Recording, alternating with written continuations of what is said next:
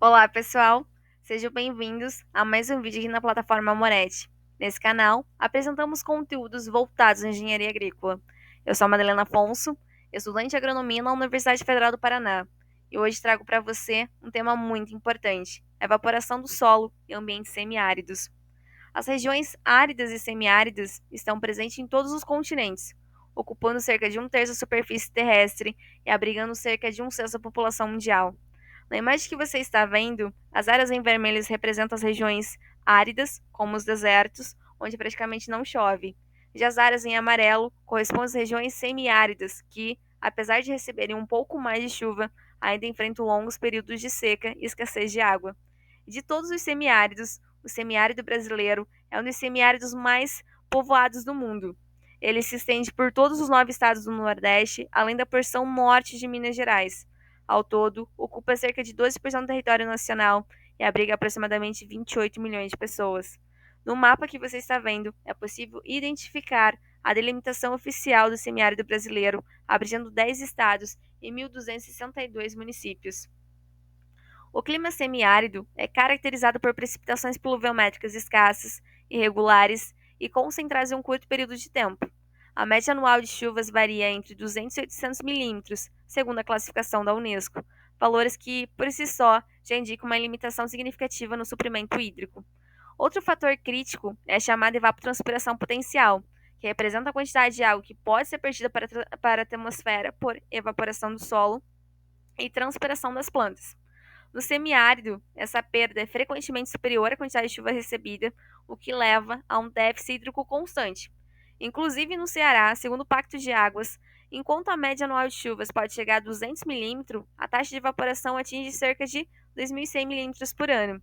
Ou seja, evapora quase 3 vezes mais água do que chove. Esse desequilíbrio entre a entrada e saída de água no sistema agrava ainda mais a escassez.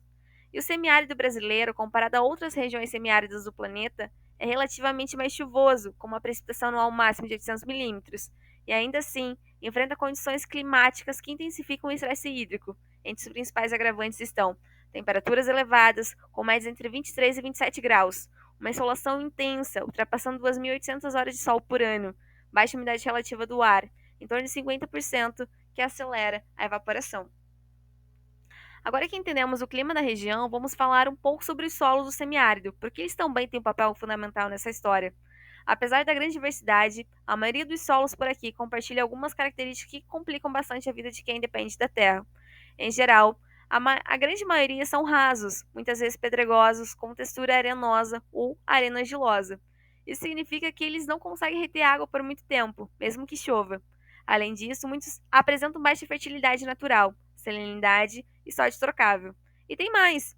No Brasil, cerca de 70% do semiárido brasileiro está sobre um embasamento cristalino, ou seja, uma rocha dura logo abaixo da superfície. Isso dificulta a infiltração de água no solo e limita bastante os aquíferos subterrâneos. Sendo assim, os desafios relacionados à evaporação do solo por aqui, eles não acontecem do nada. Estão ligados a tudo isso que a gente falou até agora. Primeiro, as chuvas são escassas, irregulares e mal distribuídas. Isso já dificulta qualquer recarga de água no solo. Segundo, o que chove evapora rápido demais. Isso por causa das altas temperaturas, da radiação solar intensa e da baixa umidade do ar.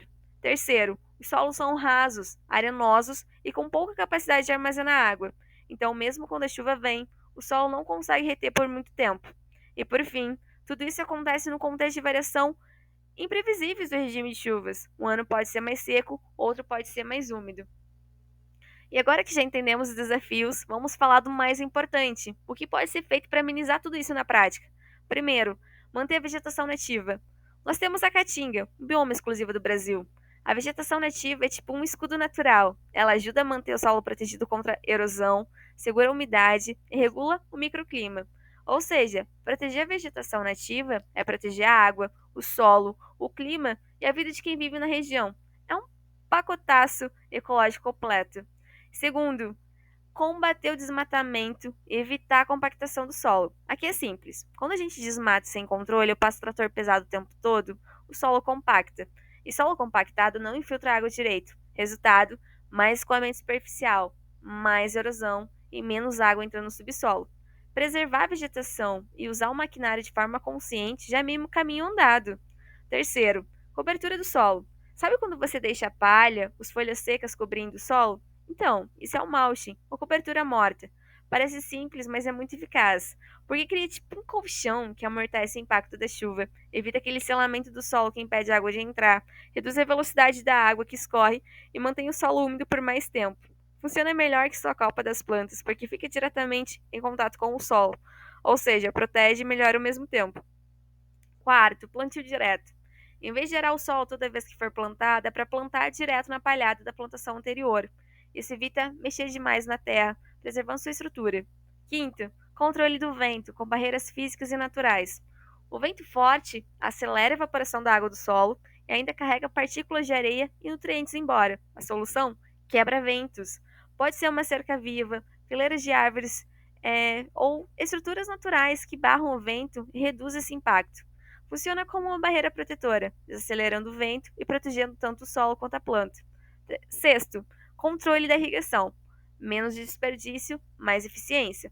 Dependendo do contexto, em vez de irrigar de forma geral e perder um monte com a evaporação, o ideal é irrigação por gotejamento. E agora talvez você esteja se perguntando, ok, essas estratégias parecem boas, mas tem comprovação científica mesmo? Então, tem sim, e não é pouca.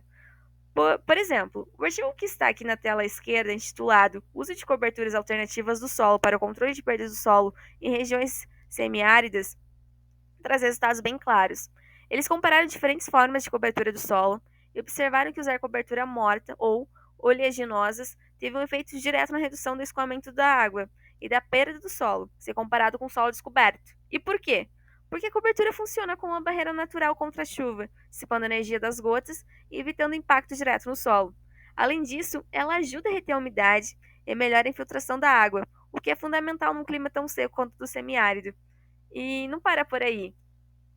Os reservatórios, eles também sofrem com evaporação intensa em regiões semiáridas, mas tem uma solução bem interessante, que vem sendo usada com sucesso em várias partes do mundo, as chamadas bolas de sombra. Essa primeira foto é em Los Angeles. Essas bolinhas pretas que você está vendo na imagem são feitas de polietileno. Elas flutuam sobre a superfície da água, formando uma camada protetora que bloqueia parcialmente a luz solar e reduz a ação do vento. Com isso, elas diminuem drasticamente a evaporação. Em Los Angeles, por exemplo, a instalação dessas bolas nos reservatórios conseguiu poupar cerca de 300 milhões de galões de água por ano, o que representa uma redução de até 90% na perda por evaporação. Na segunda imagem, onde as bolas são brancas, é em Israel. Lá, desde 2011, a Companhia Nacional do Água do país vem testando e aprimorando o uso das bolas de sombra, e os resultados são muito semelhantes a Los Angeles. Eles também mostraram eficiência na redução da proliferação de algas, além de diminuir a temperatura da superfície da água entre 4 e 6 graus. E tem mais um estudo bem interessante. Uma dissertação de mestrado apresentada por Gia Carlos do Nascimento em 2021 na Universidade Federal de Pernambuco investigou justamente a evaporação em pequenos reservatórios semiáridos brasileiros, usando diferentes tipos de coberturas, como telas e garrafas PETs, que você pode ver aí nos slides. No primeiro teste, em um período com clima mais amenos, as telas não foram tão eficientes, já as garrafas PET se destacaram, reduzindo a evaporação em até 53,9%.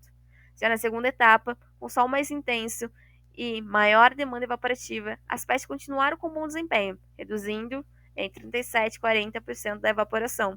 E a tela, por incrível que pareça, ela também entrou como uma excelente alternativa, com a redução de quase 40%. Ou seja, materiais simples e acessíveis podem ter um baita impacto na conservação da água em pequenas propriedades. Bom, por esse vídeo é só. Obrigada por acompanhar até aqui.